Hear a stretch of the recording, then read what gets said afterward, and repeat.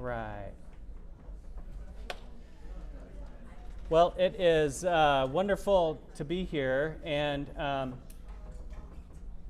first thing I want to do is to thank Neil and TMA for putting on such a wonderful program. Woo! I feel so honored and lucky to be part of this. It's really, really fantastic. And I'm really excited to talk to you about the forthcoming fermentation ontology. This is not a fermentation cancer. This is ontology, not oncology, and we'll be sure to clear that up. In fact, we're going to start with some basic concept. Context is everything. It's everything in a fermentation. It's everything in information. We look at this simple graphic right here. You all can see that. Is that screen working as well?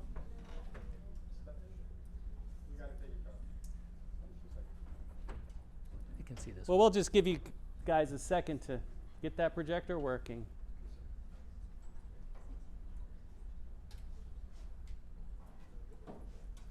It's one of two screens. I guess that means we get 50% off, right?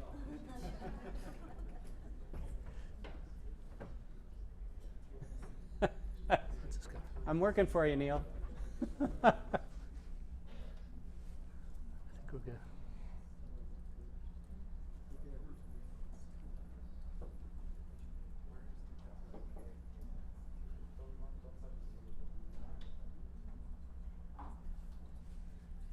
Here's some lights flashing on the back.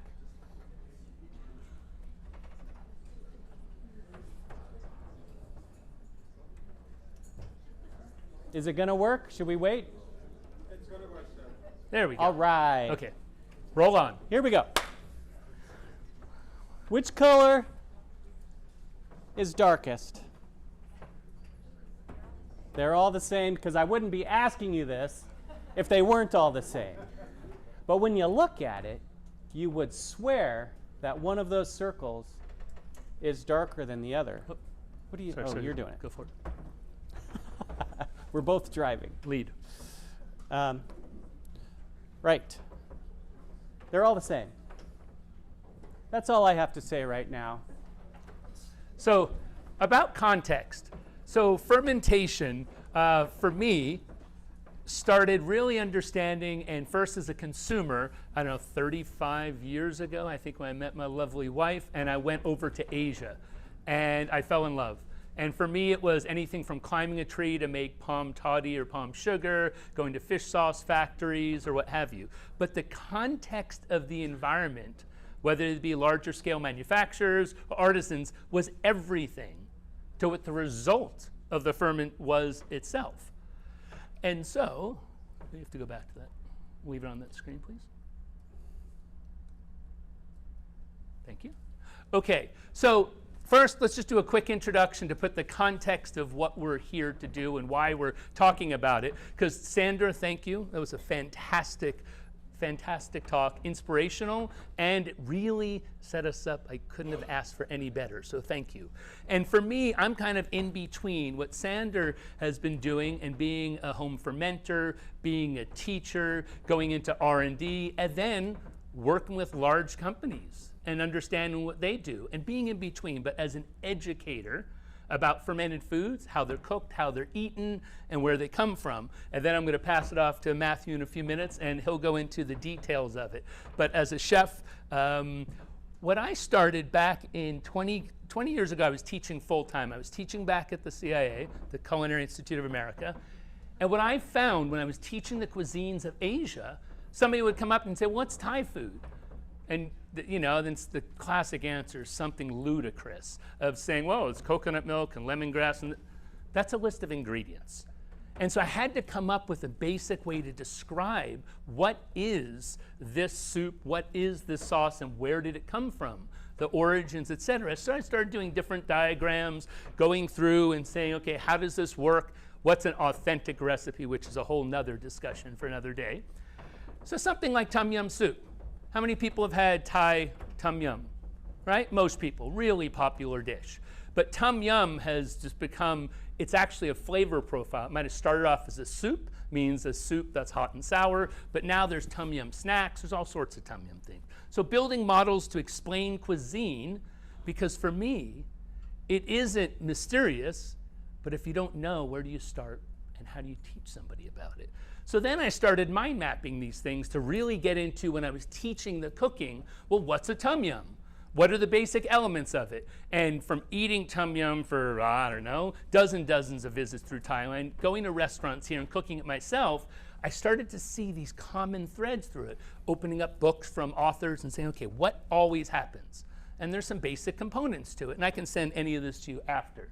But what I realized is I had some diagrams that worked really well. I had some maps, I had mind maps. But what I didn't have, until I saw Matthew speaking at the CIA MIT conference, was an ontology. And I'm like, okay, this is my language. Matthew. Thanks. So I didn't have an introduction slide for myself. I had one for the organization. Robert said, you need to have an introduction slide because I have an introduction slide. So I put one together really quick. And we're just gonna scroll through. I think I can play this here. Let's see. There we go. I got my first degree in community nutrition back in the 1990s. I wanted to understand why people ate what they ate. I had lived on farms. I had worked in kitchens. I won't say I was a trained chef, but I've spent my time behind the broiler and at the grill and at the salad station and so on. Cooked my way through school, and then I decided that I really wanted to be a hacker, and that code was really cool. And so my first gig out of my bachelor's degree was to build the pesticide poisoning surveillance system for the state of California, to really understand what was happening. And actually, the pesticide residues are one thing on the fruit, but we really, as human beings, should actually be thinking about the people who are working in the fields, who get sprayed with those things all the time. You might not be getting sick from that, but I guarantee you, many people are. Successive jobs programming after that, building HIV research databases, building cancer systems, leading a team there, and then ultimately I kind of sold out and went to big tech and worked for one of the giant scandals that happened in the late 90s and the early 2000s, which was Enron, WorldCom, and I worked for Tyco. And I built giant global enterprise database systems for them. And then I realized, wow, this is not what I want to spend my time doing. Whoops. Somehow we went, I don't know what's happening there with the video. All right. What happened? Okay. There's a tiny little thing. So I decided to go back and get my doctorate in food science and to bring my informatics skills to bear on the problem of food. And so I spent time at the USDA as a doctoral fellow, and then looking at personalized and prescriptive nutrition, teaching classes in beer and brewing, teaching classes in food product development, and also teaching classes at the medical school at UC Davis in health informatics and data acquisition, and eventually said, you know, I don't really think the university is the life for me. We got funding for IC Foods, and I'll tell you about that, because that's the really important part. What we're going to talk about today is this fermentation idea of a fermentation ontology, which is part of a much larger ontology movement, if you will. Just like there's a fermentation movement, there's an ontology movement. And it's taking science by storm. And food ontology is really at the very early days, even though I've been doing it since 2006. It's still very early days for food ontology. This QR code will lead you to a Google Drive where you can contribute. And we'll put this back up on the screen in a little bit, and Robert and I will be here throughout the conference so that you can come up and ask us questions. The bottom half there is the Google Drive where you can deposit PDFs and things. If you have food data or food vocabularies, the top part there is a picture of the spreadsheet that's in that drive where you could sign up if you know where data sources or vocabularies about fermentation exist. I'm so happy to see so many hands in the air with cameras already. It's fantastic. This is the slide that got us the funding to start IC Foods. I said, you know what? I want to build the internet of food.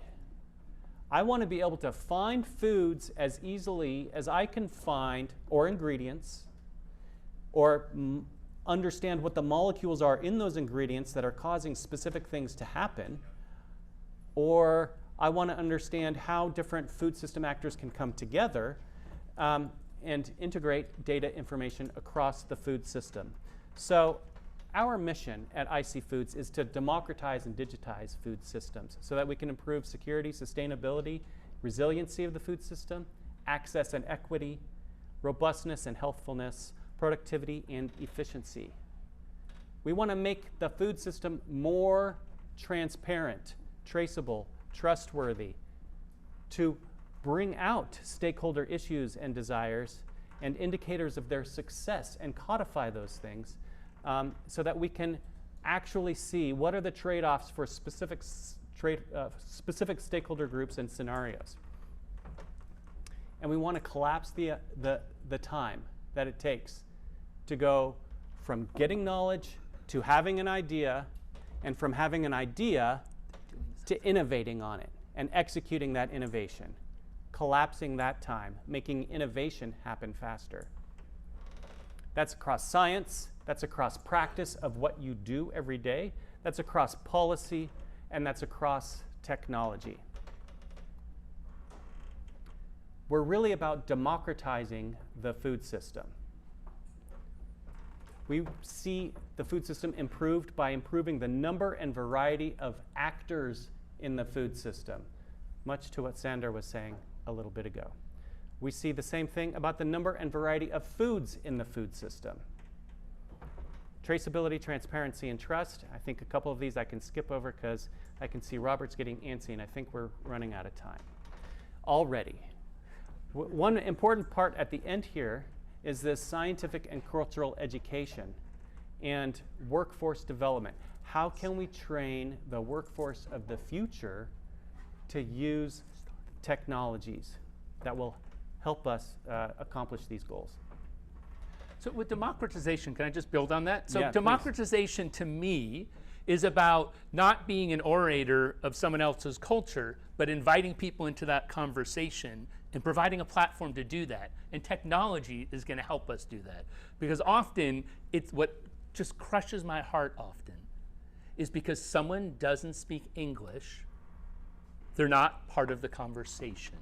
Because they're in a small village in the middle of central Vietnam, they can't engage with people often.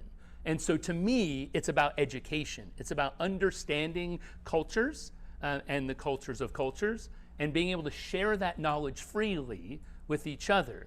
It's more in a nonprofit environment. Right, and I should add that IC Foods is a 501c3 nonprofit. We are a research organization and considered a charity by the tax code. So our mission really is to digitize language and classification systems to make AI, machine learning, and electronics available to everyone, not just to a select few. We want to bring artificial intelligence, and we are doing this with the new NSF-funded AI Institute to the tune of $20 million, bring AI to everyone, just like you have electricity, just like you have plumbing, just like you have the internet, you should also have the power of artificial intelligence. So it all starts with something that you came to me about, and that's data. For me, as a researcher primarily in Asia and primarily Southeast Asia, Thailand, Vietnam, Malaysia, Singapore, that little world. For 30 years, what I've done is collected data, photos, notes, videos, and that's what I've used to communicate and transport people to these worlds, cook some of that food, share it with them, and get them excited about it, to travel, to buy, to participate, and to learn. But what I struggled with over the years is I have hard drives of photos, I have notes. Even for myself, to connect the dots between these is near impossible. And again, then it becomes me communicating as opposed to inviting people. And so that's why with Flavor 360, we've been trying to build a platform. When I saw you talking about, I'm like, that's the missing link, the connections between, oh, this happens, oh, then that happens. And if that happens, oh. So to me, technology really helps. So data, just by itself, that's out of context. Right. So data in context is data we can operate over. Having data about a stock isn't going to do much, but data in the context of the stock market, if you had data about something, that might help you be more informed. Information. Let's go through this a little faster. Sure. I think we can. And knowledge, are we on? Okay, knowledge. So knowledge is when we assemble information, that's data in context, over time, right? Then we can start having knowledge, we can start writing books about it. Yeah, putting different pieces together and explaining them. Someone's like, oh, now I get it. Not just the recipe, but when do they cook this? How do they eat it? When do they serve it? You know, what is the traditions? Because if you think about it, more than ever in humankind, we're losing vast bodies of culinary wisdom from our elders. It's disappearing. Because a lot of it, how do you transfer that knowledge? Through observation, through practice, through storytelling. And the reality is we're so large, we're so disconnected. In my belief, I think using the phones that are destroying part of it is a way to bring it back in and share that knowledge. It's just, that's our approach. I mean, in this country, a lot of culinary wisdom has already been lost, and we depend on people like Sander to revive, right? You're a fermentation revivalist. And my grandparents were already eating packaged foods. I had no real food traditions in my family. That's something that I did not have that privilege. I may have other privileges, but that was not one of them. So we can have knowledge, that's fine, but when we can act on that knowledge, that's when we have intelligence about a situation. When that knowledge becomes something that we can act on and make a decision, that's intelligence. And when we do that multiple times, we get wisdom, right? So data, information, knowledge, intelligence, wisdom. How can we encode these things so that we can reason over them, not just with our own brains, but with the powers of the supercomputers that we all carry around in our pockets, otherwise known as phones? So it's a diagram you've probably seen if you went through university and how this works and this transfer of knowledge. But for me, as I said at the beginning, capturing photos is data. Information is putting it maybe in a recipe. Knowledge is seeing this recipe builds into this recipe. This ferment is what they use for this. Intelligence is when you get insights because, folks, food is constantly evolving. To think of a traditional food or an authentic food it's almost ludicrous. There were no chilies anywhere in Asia 600 years ago. What was the food then? Was it not traditional? I mean, when did it become traditional? And then wisdom is when I think you can connect all the different parts of it. So IC Foods operates across the entire food systems landscape, and actually fermentation is, it does as well. But at IC Foods, we're really looking at building data, information, knowledge, intelligence, and wisdom stores all the way from environment and land use decision making through food production, through commodity transport, food processing, food packaging, right? It goes on and on. I'm not going to name all of these because I want to save time for the really important stuff. I'll pause here on cooking and culinology for a second because that's a big part of where fermentation comes in. But we're really looking at preserving this all the way across, all the way through to health outcomes. There's so many actors and there's so many parts, and I think there's room for everybody. Yes, people should continue to ferment in their yards and not give a damn how it made. It's just delicious. But then there are those more small-scale producers that need to follow some rules. And then there's companies, a lot of in the room, that have taken something from here and want to build it. And so if you look at the food system as a whole, it's a messy but interconnected and symbiotic relationship. At the top are educational institutes and commodity boards and research institutes and everyone that feeds the bottom half, because remember, everyone on the planet, from my perspective in the food industry, grows, makes, buys, or sells an ingredient that gets turned into a component that turns into a build or a recipe, right? You take tomatoes that go into a salsa, that go into, some salad or something like that. We all work with each other and we're dependent on each other. So how do we communicate more efficiently? How do we scale knowledge and share that? So ontology, Matthew, please. Right. So I get asked all the time, what is an ontology, right? And, well, that depends on the contextual answer that you want. If I was a philosopher, I would tell you that ontology is a branch of metaphysics that deals with reality. And you'd be like, yeah, okay, but how the hell does that have anything to do with computation? Or fermentation. Right? Or fermentation even, right? So computer scientists took the word ontology about this understanding of a worldview and said, we can map this to terminologies. We can map this to the vocabularies that people use, and not just the words that they use, but how they're related to each other.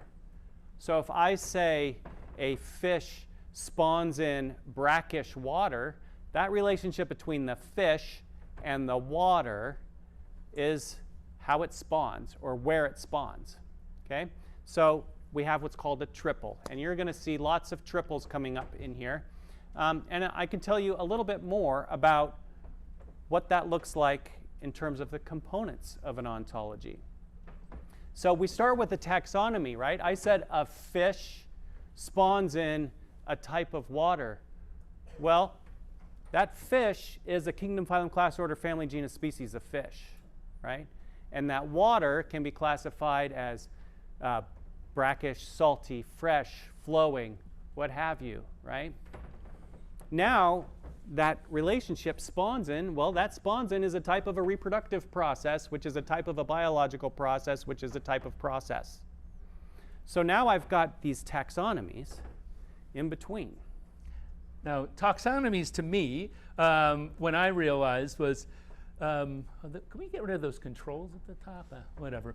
So, does anyone know Carême, Escoffier? I know there's some chefs in the room, right? A few people think about. So what were they known for, right? These were the original R&D chefs, and without these folks codifying what was already existing, it's not necessarily creating, but codifying to understand. Carême made the first mother sauces, and this is back in the 1700s. Remember, back before then, there weren't restaurants in the way we know them. They were not run, back of the house was not run like it is, and there weren't menus. You went somewhere to eat.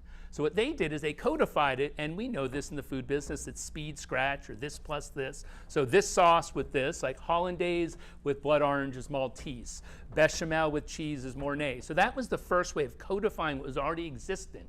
And the French got the credit, and frankly, with all due respect to the French, you're not the kings of the culinary kingdom anymore, which it used to be the case of every culinary school in the world taught French cuisine. But now it's more of a global experience, thank goodness, although I love French cuisine. But what Escoffier did differently, which is another type of taxonomy, he was the first person to codify the brigade system in a kitchen. Because until then, people cooked and served food. But the only way to have a restaurant, not the only way, one way to scale a restaurant is to, there's the chef de cuisine, then you have the entremetier and the poissonnier, and someone does vegetables and someone does this. Those were the stations I was working at when I was when an you got your ass kicked in a restaurant. Absolutely. Right? And so what happened is then they were able to scale this, which allowed the food business that a lot of us are in even exist. That was the beginning of it. Without that, it wouldn't have scaled in the same way. So these were the first people that had those taxonomies. So I see your Carême and Escoffier, and I raise you a Linnaeus, who has given us the classification systems for all of life. Not originally, of course. It's been revised and built on over the years. But nonetheless, we now have this ability to tightly understand organisms. This is an example from the National Center for Bioinformatics of Bos taurus, which is cow. And we can see, we can go directly to the genes, we can go to their proteome, we can go to their anatomy, we can go to all kinds of places here just based on this one taxonomy entry. So it becomes a very powerful way of organizing information. And really, for me, when I started learning about fermentation, I'm like, who are the people, what are the parts of it? So for instance, you might take something in the kingdom of fungi, mold, put it in the kingdom of plants like rice to make your koji. And then you can take that to marinate your meat to tenderize that. And if you start to understand, this is for me, and to teach and communicate that knowledge, there's times just to show and to cook. My wife's a way better cook than I am. But to actually scale that and teach other people, how do you do that? So for me, it was understanding what the ingredients were, where they came from, and what they contain. And for fermentation, what are the taste active compounds? How do I break them down? How do I maximize those flavors and those peptides and nucleotides and glutamates naturally through just fermentation? But if I understand where they came from, it gives me a better toolbox to work with. So taxonomies are one component of an ontology. Another component is a thesaurus, right? And whereas a taxonomy gives us hierarchical relationships that show either is-a relationships, Bos taurus is a bos, B-O-S, animal, that is a bovine, sorry, right? So we can go up the scale, and those are is-a relationships. They are hierarchical. A thesaurus gives us synonymy and other types of non-hierarchical relationships. What you're looking at here is the USDA NALT, the National Agricultural Library Thesaurus. And this happens to be the entry for alcoholic fermentation. This is what's known as a SKOS, a Simple Knowledge Organization System. This is a place where you can go and find all kinds of information. And look what we have here. We have narrower term, broader term, related terms, right? So you can browse. It's not just about searching, right? It's about browsing. Once you land on the place that you were searching for, you can browse around for things that are related. And imagine if you could do that with food knowledge. Imagine if you could show up on a website and say, I want to look at street food that they grill pork in northern Vietnam in the summer, and actually get a video produced for you, like your phone gives you those memories, that shows you those experiences from just locals that have captured it and shared that. Oh my goodness. Can't do that now. YouTube's great, but it doesn't do that. So one more thing to notice here is that this is a thesaurus, but it's also a taxonomy, right? Because the alcohol fermentation is a type of fermentation, which is in a type of anaerobiosis, right? And I could keep going up the ladder there, if you will. So so there's a number of vocabulary types that we deal with, and they start off with relatively simple to more complex. And the more complex they are, the more money it costs to make them, and the more amount of human energy goes into actually creating them and curating them and keeping them relevant. We can measure the relative complexity of them by their connectedness. That is, how much are they connected, not just hierarchically, but in non-hierarchical relationships. Their expressivity, that is, how can they be turned, how can we compute over them, right? Are the logical relationships strong enough for us to compute over? And their abstraction. can I take one meaning here and apply it to something else? So I'm not just building something for beer fermentation, I'm building something for fermentation that can be applied to beer, right? So that is, I've abstracted my model. Maybe my first model was with beer, but then I've abstracted that and the component parts of the fermentation. And I say, actually, these are the rules that govern all of fermentation except for these parts that maybe are just for beer, right? And so what we can look at is we can look at these various vocabulary types and talk about them. And we can also look at the formats that they're stored in, but I probably will just, I'm going to not talk about the orange parts because I would like to keep moving on to the other stuff. We start with what are known as folksonomies. These are collections of words that folks use, right? We can capture those. We can listen to people, see what they're talking about, and capture their vocabularies. Those are folksonomies. When we start adding definitions, those become glossaries. Then taxonomies, when we start adding hierarchy. Then what's known in the enterprise world as enterprise data models, where if I have a business and I'm collecting information about something, I say, whenever we talk about birth date, for instance, we're going to use DOB, date of birth. Someone else in their enterprise model, when they want to talk about birth dates, might call it date of birth, might call it birth date. They might call it date of birth. They might just call it birth, right? So an enterprise data model means you've standardized your terminologies in your tables, your column headers, or whatever it is, and you're doing that for your enterprise, for your business. Thesauri, then, we've developed synonyms and SCOS, like I showed you. And then we have ontologies at the various, at the top here, and what are written in what's called OWL, which is web ontology language. So ontologies have not just linkages about synonymy, but linkages about things like causality, like parthood, like various other types of relationship. Like when I use the example spawns in, which is a type of process, a type of reproductive process, which is a type of biological process. So that's what gets us an ontology when we use the computer science term. So the issue is that we can have these definitions of ontology and their features. I'm not going to belabor that. And we're happy to make these slides available if you have an interest and want to geek out on informatics.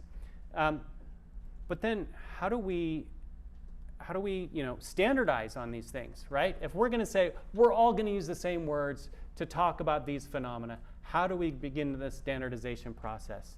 And it's a little bit like this XKCD cartoon about standards. You know, you come and you, oh my God, there's 14 standards for identifying sauces, right?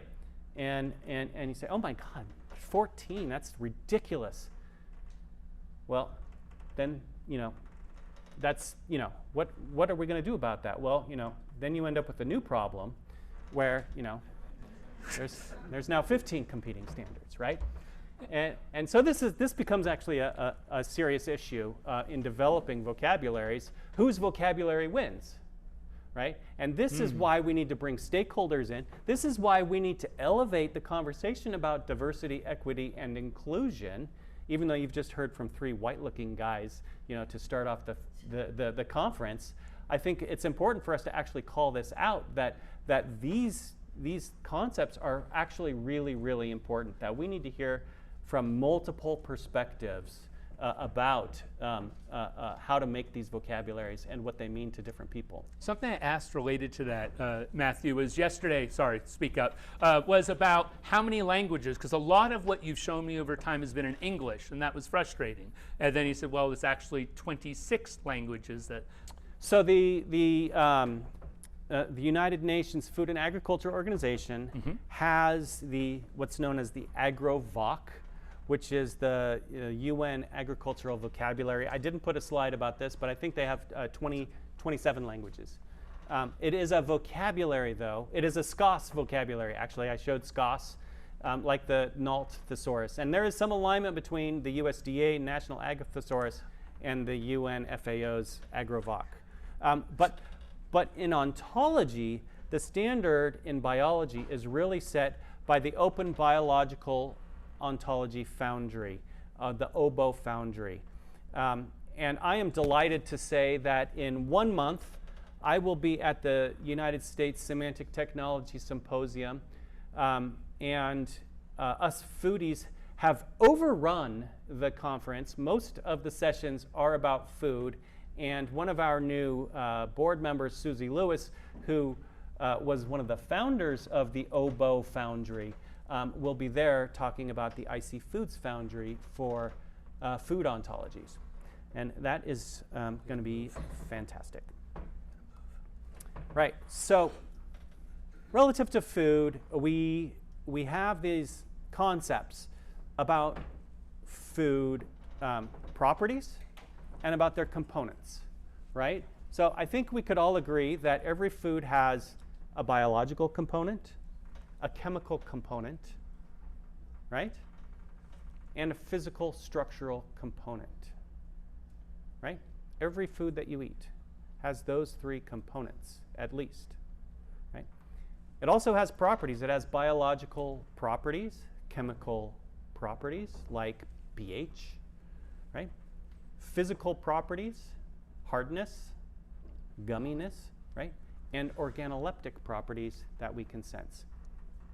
So that's just sort of setting the stage for this idea that your food, even your lasagna, can have a phenotype. So Food-On is right now the largest food ontology, and myself and a few other people founded this and compiled it. And happy to, if you go to foodon.org, you can find out more information there. Damien Dooley, who's at Simon Fraser University, does the heavy lifting on the actual ontology development there. And within Food-On, we have a fermentation ontology. And this is just a quick look at some of the taxonomies inside of the food fermentation ontology. Now, something that's also interesting to note here, if you look at that hierarchy on the right, you'll see carbohydrate fermentation highlighted in two different places, two different contexts, same phrase, right? So in an ontology, things can live in multiple homes depending on the context, depending on what their parent is. If so, the carbohydrate fermentation is as much a type of food fermentation, in this case, a single component food fermentation. I can't, the font's too small here. Anyway, I think you get the point. And if we go to the next slide, we'll see the fermentation ontology in a little bit more detail. And here's Damien Dooley at the wine fermentation hackathon. And you want to say something about this in particular? Yeah. Yeah, great. So this is relatively fresh. It needs work. This is the beginning baby stages that we are at in modeling fermentation, and wine is taking the lead. This was at a hackathon in Europe over the winter, last winter.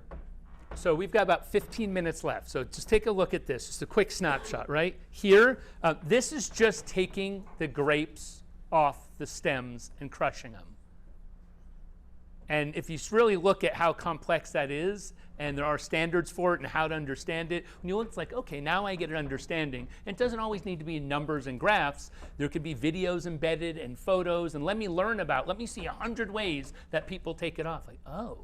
So anyone use Google in the last month, day, right? Folks, it won't work without this. It's simple as that. So, Matthew? Right. So there's lots of ways to build ontologies. We can do them from the bottom up, which means coalescing data from lots of people, and this is one of the ways that we think is a good way to start with all of you, and sourcing vocabularies from lots of different places in your stakeholder group, this being the Fermentation Association stakeholder group. There's also sort of top-down, where someone's an expert in a field and they say, no, this is the classification system, along the lines of Escoffier's, taxonomy and things like this, where people say, I'm the expert here, I know how to do this. We're doing that less with this group. We think that the bottom-up approach is probably a better way. And this slide is actually a bottom-up ontology that I'm building with my lovely wife, Daniela Barile, and she wanted to build something about milk. And she's a professor in the Department of Food Science at UC Davis, and she's particularly interested in carbohydrates, and within carbohydrates, she's particularly interested in oligosaccharides. These are not the short chain sugars or the long chain starches. These are the medium chain oligosaccharides, and as it happens, the ones that many bacteria preferentially eat, and that we can actually change the morphology of those bacteria depending on what they're eating. So I said, this is really cool. Let's see if we can get all the literature. So we actually got all the literature ever published on oligosaccharides in milk, and she put a PhD student on it. So we had milks from all kinds of mammals, not just cows and goats and sheep, but whales. I've never tried to milk a whale. I don't know how you do it. It's got to be kind of tricky. Pigs, mice, and we can actually begin to compare the oligosaccharide composition across these various milks and begin to tease out, well, what are the genetic components that gave rise to those oligosaccharides, and what are the dietary components, right, or the exposure components? The cows that had those oligosaccharides, were they a specific breed? Were they grass-fed? Were they grain-fed? Were they la? And we can begin to understand how these molecules emerge. It's still quite unknown. And so being able to understand which milks are actually similar to human milk can actually hold great implications, especially for mothers who can't breastfeed for one reason or another. And you can think of like drug-addicted moms here. And we need formula that actually provide the oligosaccharides to preferentially feed the good gut bacteria as opposed to the bad gut bacteria, so that those babies develop appropriate immune systems and brain function. And we can talk about that another time over dinner. I didn't know there were all these animations. Okay, great. So Foodon exists inside of an ecosystem of lots of other ontologies. There's the composition dietary nutrition ontology. There's the environment ontology. There's the agronomy ontology. There's the chemical entities of biological interest. There's the Ubron anatomy ontology. There's the physical attributes and traits ontology. You get my. They get it. You get my meaning. Yeah. He said I was going to get wonky and geeky, so I'm going there. Okay. You go, Robert. Okay, so remember this model that we were talking, I showed you earlier about the culinary identity, like, hey, what is Thai food? What is a culture or something?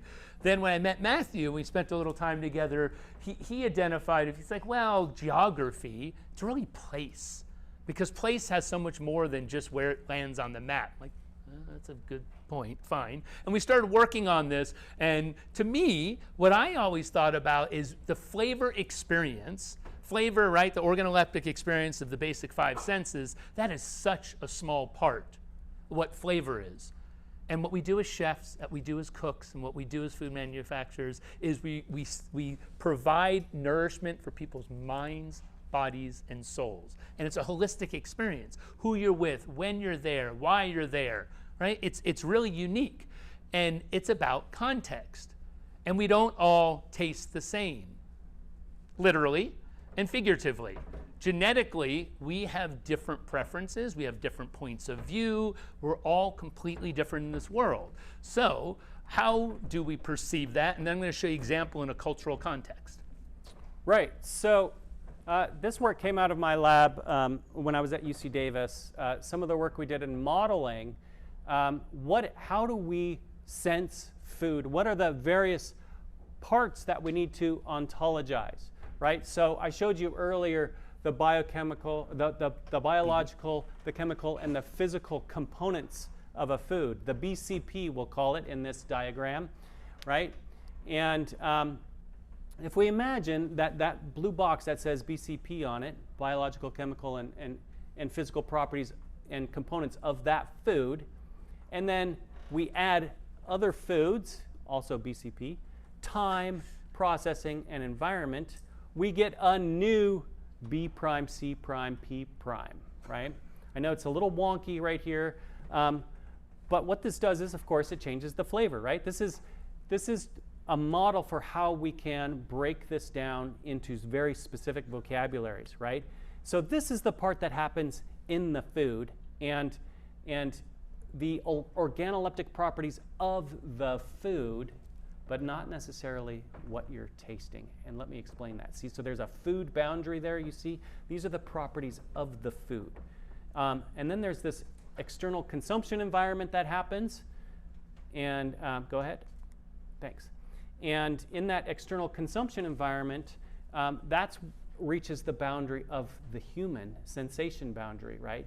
And inside of that, we've got sensory capture, right, where we've got all kinds of things happening relative to our genetics, relative to our biology, relative to our mood, and all kinds of other factors, right? And then that needs to get made sense of inside of our brain, and we need to come up with words, right? That's the third part, right? And we need to communicate that out to other people, right? So there's three distinct parts of flavor that are happening there. The part of the food itself, the part of sensing it, and then the part of communicating what it is that we sensed. Okay, so controlled vocabularies. I'm going to go to a better diagram for the moment. So we all know flavor wheels. Yesterday we were in a sensory class, some of us, and flavor wheels are controlled vocabulary. It helps talk about something efficiently, doesn't it? If you ever went to a wine tasting, like, oh, what does it taste like? And it's just like any language, any body of knowledge, having a common language is what's so important. So this is one that we did some time ago and crowdsources knowledge from people across the country tasting fermented bean paste and chili sauce. It's like, hey, what did you get out of it to guide to group this? So Matthew said, stop creating the wheel. So Robert shows me this wheel, and I said, you need to stop recreating the wheel and start creating an ontology. For one, a wheel is two-dimensional. It's flat. What if I want to expand something that way? I can't. It's two-dimensional. An ontology is n-dimensional. I can talk about things in any context that I want and reuse those terms. You saw the food on ontology earlier, and there were some numbers underneath some of those terms. That's a unique identifier for that term so that I can reuse it in another ontology. And part of the reason that the Open Biological Ontologies Foundry is so successful is because one of their principal design points is that if those terms exist somewhere else, you reuse them first unless they're not exactly what you mean, right? So we're building on each other, so we're standing on each other's shoulders, and we're not just doing this, creating one more standard that we wish everybody would use. So reach out if you want to get this paper that we talked about, codifying recipes and understanding them. But Matthew challenged me. He says, well, if you're going to work with us, go out and do some work, right, like any academic would do. And I realized all the standards that were out there that all your search engines work on were missing food culture as part of the recipe standards. Like, what about the context of it? Just the ingredients, just how it's cooked, but where is it cooked? When is it cooked? Why is it cooked? So fermented bean paste. I'm going to take you through a quick example as we wrap this up. I'm going to go to fermented bean paste. All of these bean paste, they all have an inoculant, they all have a soybean, and they've all been fermented. But notice the difference in colors and textures and flavors, but they're all made essentially the same way, a little bit different, right? And if you think about all fermented bean paste based on history, I'm not making this a fact, but based on what people have reported on, started in China, right, 600 plus years ago in Shandong, and that's where the first fermented soybeans began. So I'd like to show you an example. It's a 2-minute video. I experienced this in Nei'an in Vietnam. And I'm going to play this video. Let's get back to food and like how it's made in someone's yard that tastes delicious. Play that for me.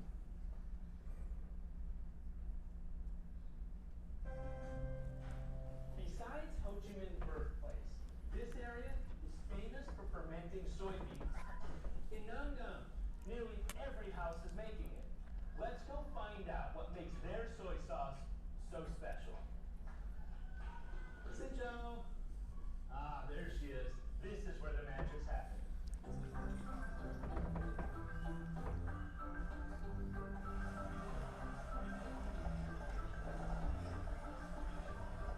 Wow, that smells amazing. This is Mrs. Hun. Can I taste?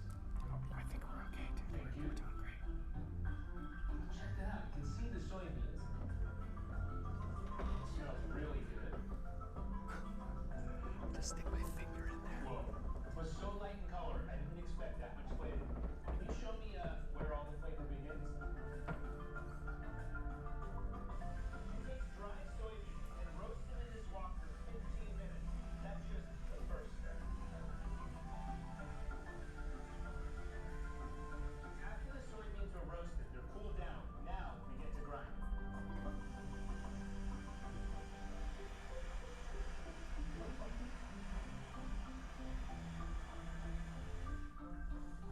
Wow. It's still a really coarse texture. What this did is grind them to the right size. We're tossing it up in the air. So this outside part here, that's just the skin that stays behind. And we have the most flavorful part, these soybeans. The soybeans boil for 12 hours, but long before. She needs to make her special yeast. It's happening here. Whoa. So inside here, I can feel the heat coming up. Sticky rice is cooked. She sprays it with green tea 2 different times, then covers it with this, Longan leaves. The natural yeast from the air, special to this area, is on these leaves. And that's why when she puts it up here, it inoculates the rice, and this sits for 7 days to ferment. And she takes the, breaks it into pieces, and dries it out in the sun. So after that, grinds it up. And that's what makes this Nam Dam soy sauce taste completely different than anywhere in the world.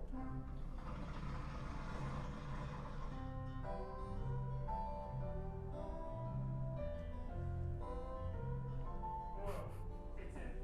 These crops where the soybeans were. She takes that yeast that she made herself and adds salt as well. So yeast, salt, soybeans, and some water, of course. And she stirs this every day for 3 days. Then she comes back, she covers it, and for a month it ferments here. A month's a long time, but it's shorter than most soy sauce, which is 6 to 12 months. And that's why it's still light in color. You can still see the individual soybeans. I can't wait to taste this inside some dishes. On a whole cow is what they serve that on, or you don't eat the whole cow, but you take it off the whole cow. So that experience, at first, this is how I used to explain it.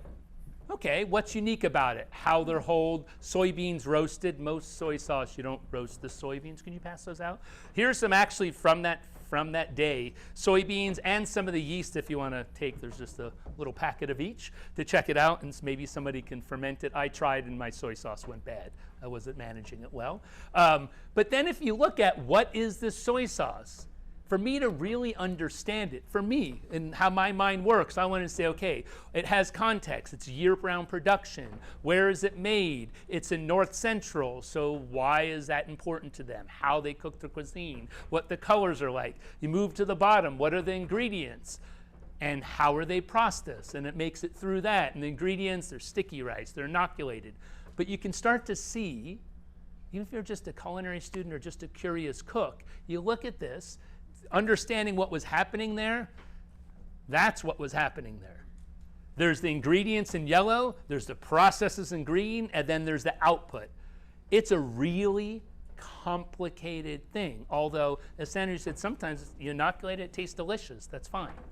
For me to understand it at that level, if you ontologize that, and you build that, then imagine if we can get 1,000 people across Thailand making a Thai curry, capturing it with some basic structure. We could start to learn patterns and talk about it and express about it and teach about it. So to me, that's what I was so excited about ontologies. So let's wrap this up, Matthew. I'm not quite at wrap up. I have a video as well. Yeah, play it. Start playing. But it's not nearly as cool as that one. But maybe it is if some people are as geeky as I am. There's some here. So the gene ontology is the ontology that describes how genes work. Genes in every species, okay? And the gene ontology has three main branches that describe what genes do, their molecular function, where they're located in the cell or in the organism, and the process that they're involved in. Is it digestion? Is it seeing? Is it hearing? Right? So genes make a protein, and then that protein does something, right? So the gene ontology was one of the first, and it's absolutely the most used ontology in all of biology. And so one day, I was sitting around Saturday, and I thought I had actually bread baking, and I had an idea that I could actually take the gene ontology and all the records that were deposited in the various databases around the world that had said, when a researcher found a gene, oh, I discovered a new gene, and here's what I think it does, and tagged it with these ontology terms from about where the organism that it was found in, well, in this case it's humans, the anatomical location, the molecular function, and the biological process. And I was able to actually make a movie about these things being deposited in databases around the world. So what you're about to see is the history of our knowledge about our genome, the human genome, as visualized through the gene ontology depositions. So here's our three main branches showing up here: molecular function, biological process, and cellular location. Those little guys shooting things around, that's where the databases are being deposited. Look at the time going at the top. This is the time that those records are being deposited into the database. And oh my God, things are starting to really take off here. And it's only 2001, right? And then all of a sudden, you're going to see here that big things start happening really fast. And if we can zoom in a little bit there around the biological process, and then all of a sudden you're just going to see like, oh, bam, right? Hang on. There it is. Now look at that. So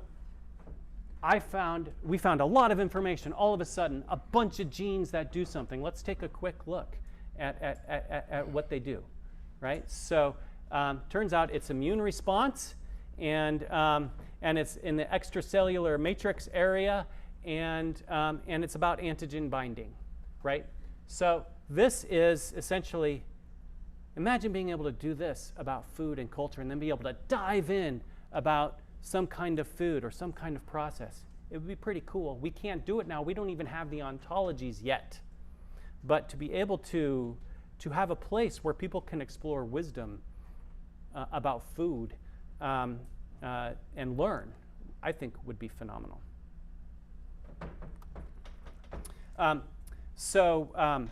IC Foods, the organization that I lead, is a partner in a new NSF-funded institute called Icicle.ai. And our mission is to democratize AI. I mentioned this at the beginning, to bring AI to everyone, just like we have water, power, sewer.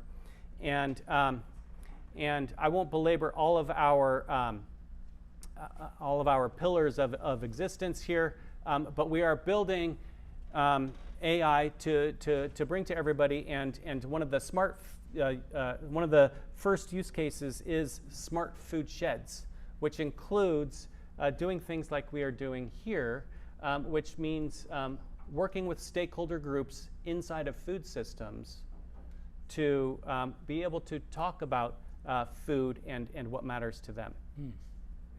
We have several partners, 10 universities, 4 supercomputer facilities in this project, and IC Foods. So for those who are interested in hacking on fermentation ontology, there is a GitHub site, and that GitHub, this is just an example of searching the GitHub site for issues related to fermentation. So there are already some entries.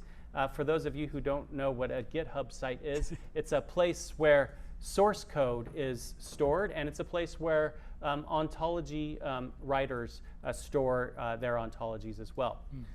But really all you need to know is this QR code, which will get you to the Google folder that we announced earlier, and that spreadsheet contains a link to that GitHub repository. And so with that, folks, thank you. I'm honored to be here with you. I'm so excited that we're here at the Fermentation 2022, and we appreciate your time. And Matthew? Yeah, thank you. That's great.